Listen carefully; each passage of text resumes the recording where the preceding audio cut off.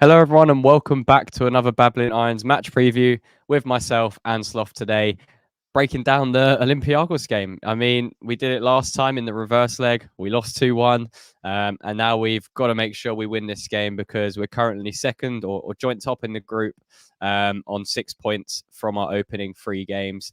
And so now it's going to be really important that these last three games where the fixtures are reversed, we make sure we qualify. And to do that, we need to make sure we beat Olympiacos to put ourselves in a pretty solid position to do so for the third successive season in a row. But Sloth, before we kind of get into the preview of this game, what's the biggest takeaway from that defeat against Olympiacos last time out? It wasn't a pretty performance at all.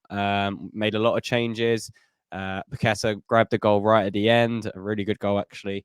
But we just didn't play well at all, and we deserved to lose. So, what's the biggest thing from kind of the Olympiacos side that you took away from that game that maybe we need to be a little bit careful of going into this reverse fixture on Thursday? I think their physicality is one. I mean, they have got a lot of height in their squad, but I think we just looked toothless. We looked so poor. So I think it's one of those where I wasn't that impressed with them in terms of, I don't mean that disrespectfully. We looked so bad that I can't really say, oh, they played us off the park and, it was a case of men against boys. It was just, we looked so bad that, I think if we turn up at home with, a player like Kudus in form, then we should take care of them. But it's just, we looked so toothless. And I think particularly when you're relying on your wingers to score you goals as opposed to your forwards, I think there is a real alarm bell that should be ringing for MOYES. Yeah, no, it's going to be tough because now Moyes is kind of almost forced to play a stronger team than perhaps we would have liked to going into this game. And then we've got Forest in a few days. So I personally think we'll see less rotation than maybe we could have seen. And to be honest, the players that have been rotated in, they just haven't been performing. You look at someone like Fornals, played really, really poor. Ben Rama, he's got a couple starts recently, but he was really poor in this reverse fixture. Danny Ings came on and was really poor. So, there's been some real poor performances. So I think Moyes, given the current form of West Ham as a whole at the moment, he really needs a win. The pressure's on. We said it in our last video on Moyes that he really does need to get the ball rolling this month because the longer it goes, the more pressure he's going to be under. And this is going to be a really, really interesting game because, Olympiacos weren't amazing, but they will make it tough for us. They will go into this match with confidence that they can get something and they can get all 3 points because they've already done it. And, they've already seen our weaknesses, really, really ineffective in the middle of the park in that game. They were winning every second ball. They just wanted it more. And we just didn't turn up. That's the simple matter of that game. So we have to make sure we do that at home. And we show them that we are not going to be messed about like we did there because let's be honest, we were just second best at everything. And it's going to be a tough game. But from our side, Sloth, going into this match, how would you like to see us line up? Would you like to see some rotation, or would you just be going, you know what, we need to just go as full strength as we can because we do need this 3 points now? You can't go half-heartedly into this. I think you have to go full strength. I mean, to be honest, I wanted competition in terms of the rotation going into the Olympiacos game, but I didn't foresee just how poor the response was to that. I think the players didn't even look like they cared that much, to be honest. As you said, we were second best pretty much everything, and that's unacceptable in my opinion. I don't think we should be taking this game lightly at all. It's a chance to cement yourself top of the group, and we need to grasp that with both hands. I still think that we should have gone into the Olympiacos game at full strength. Maybe a little bit, as I mentioned, a little bit of rotation in there just to keep some fresh legs, but nothing to the degree that we did see. And I think if we put a strong side out, we should take the 3 points, but it's a case of what West Ham turns up. If we get Kudus on form, I think we'll score a couple of goals. If Bowen's on form, then again, I think we'll create chances.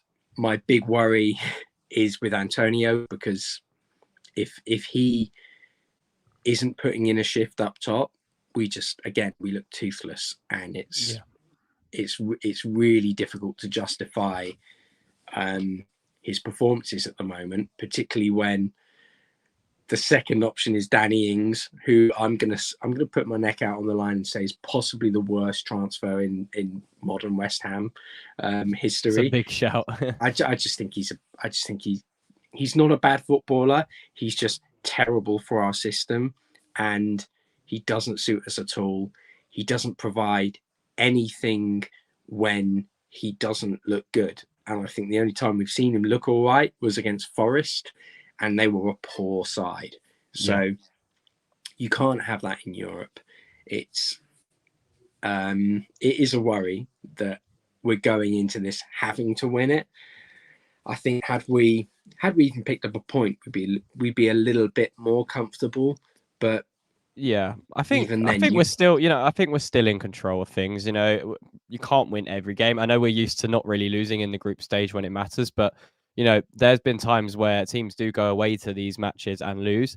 But we've still got 3 games left in the group. We've still got to play both Olympiacos and Freiburg at home, and then go away to TSC. So it's very much in our hands whether we are going to qualify. So it's up to us what we do. It's good that we're not relying on other teams. We're still in a position where if we win on Thursday, we'll be fine. We'll be absolutely fine. So for me, I wouldn't panic too much, but I would like to see a stronger 11. 100% would like to see a stronger 11. Don't mind there being a couple of changes, but it has to be an 11 that Moyes is confident in, winning convincingly for this match, because they are going to make it tough for us. They are going to make it very, very tough for us, both defensively, and they're going to try and cause us problems as well. So how do you see Moyes approaching this one? Because Olympiacos had a lot more of the ball than I anticipated they would in the reverse fixture. How do you see this one kind of playing out? Do you see us actually being the ones who have most of the ball and trying to make things happen, or do you see Moyes setting us up slightly deeper like we did against, say, Arsenal in the cup, and trying to hit Olympiacos on break and actually letting them have the ball? I think we will probably try the tried and tested method of letting them have a bit more of the ball. For me, though, I just want to see a full strength side. I think this is the chance to pick up a win, go into the next game with the same set of players, a strong side, and a win under their belt after the Brentford game, and look to take 3 points. So in both games going forward, I want that full strength side. I think we have to do that, to be honest with you. Yeah, no, I completely agree. It's difficult now because what does Moyes perceive as his full strength team?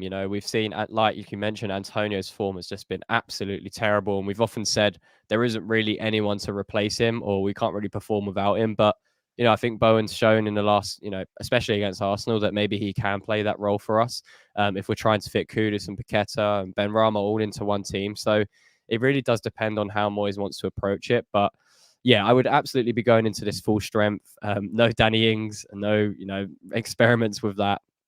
I would be looking to go as full strength as possible, and hopefully we can get the 3 points. So, Sloth, with kind of everything we've mentioned there, I want to hear your prediction, because we both got the predictions pretty wrong in the reverse fixture. So, are you a bit more confident now we've got the home leg as opposed to going away to Greece?